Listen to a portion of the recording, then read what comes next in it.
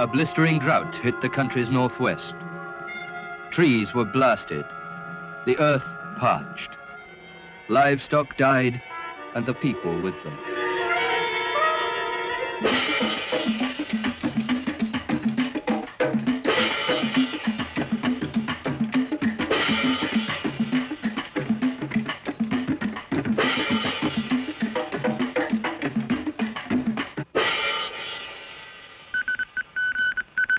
Appeals for help poured in from the afflicted zones.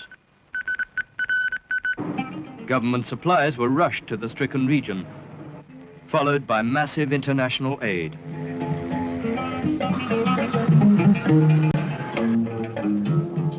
Throughout the disaster zone, relief camps were set up and clothing, food, medicine and vital water provided.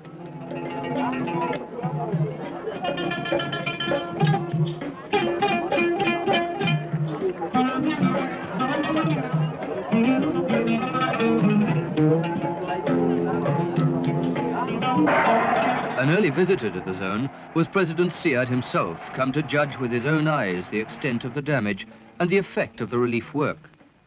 As he walked among the victims, his distress was plain to see.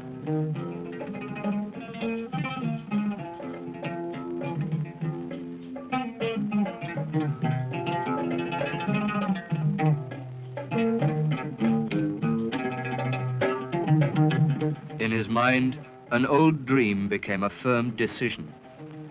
These people have lost everything they had, and our task is clear.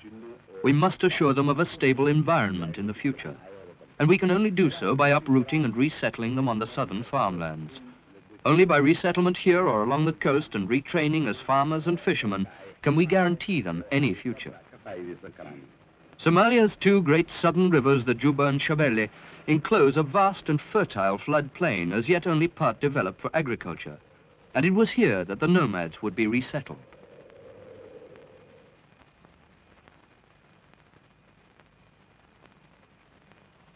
The operation was far from easy. 120,000 people had volunteered to make the move and traveled from the relief camps to a central dispersal point in the north. From here, they would be transported to their new homes in the south and east in one great move by road and air. For the future farmers were settlements at Kurunwarey, Sablaale and Dujuma. For the fishermen at Baraawe, Ceel and Cadale.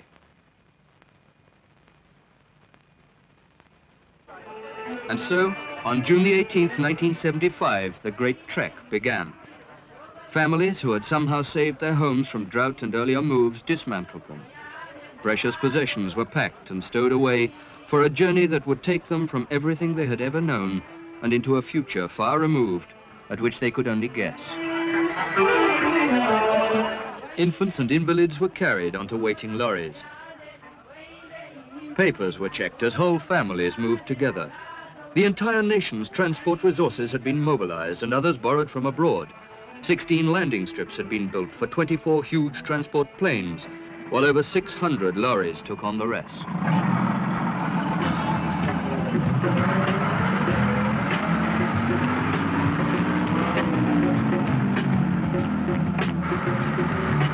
In lorry after lorry, covering hundreds of miles, the new farmers moved south.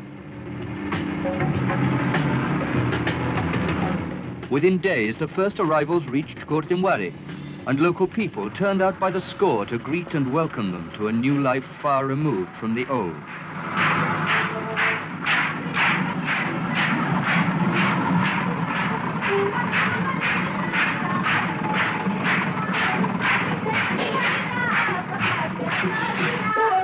Even the mud and rain which greeted them also must have seemed a godsend after the horrors of drought.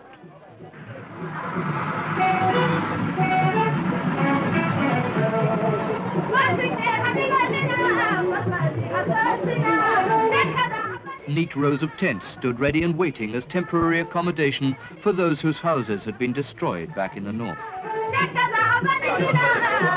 While those who had saved theirs set to quickly rebuilding them in the new settlement. Meanwhile, the future fishermen were also on the move, southwards and east to their new homes along the coast.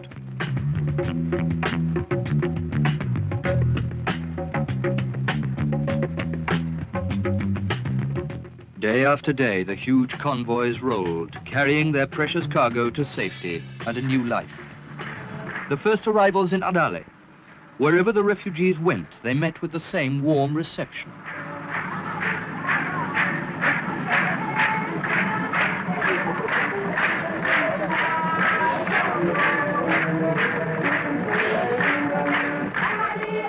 Here too, as in Kurunwarey, houses had to be built to accommodate the new settlers.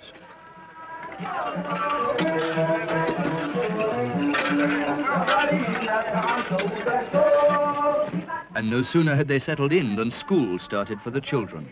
For those of the farmers in the open air, while here in the fishing town of Baraawe, their brothers found a schoolroom already built and waiting. Nor were the children the only ones to take lessons. Most of these men had never even seen the sea, yet their new life demanded not only that they see it, but learn to enter, swim, and survive in it as well. Retraining began for the farmers also. At both Kurunwarey and Dujuma, the nomads were allocated 18,000 hectares of undeveloped land, which, under expert guidance, they would be expected to make productive within 2 years. For the fishermen, a first necessity was to learn of the different species of fish off Somalia's coast, of their shape, size, and value.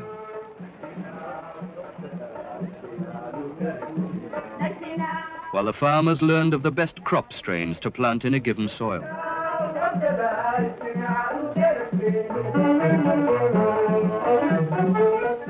And then there were their tools, the nets, boats, and outboard motors of the fishermen. Without knowledge and care of these, however would they survive? Fishing is one thing, showing instant returns. Farming is different, needing more time and repaying its errors far more harshly. Here, patience and great thoroughness in preparing their land were the lessons the new farmers had to learn.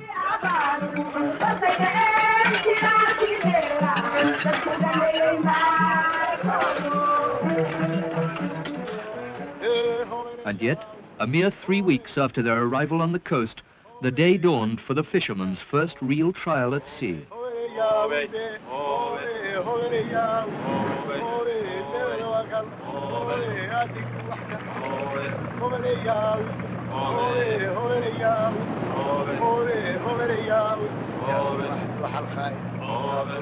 As the first nets were cast, so inland, the farmers sowed the seeds of their first harvest. It was a day of hard work, but jubilation.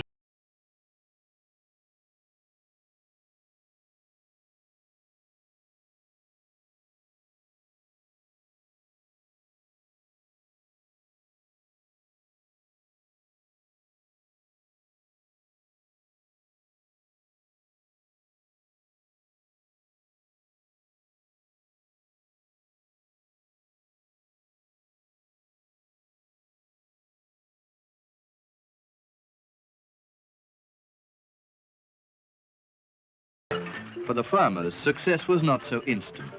They had to have faith. But still, their hopes were high that what they had ploughed and sown would soon enough flourish also to repay them for their trust.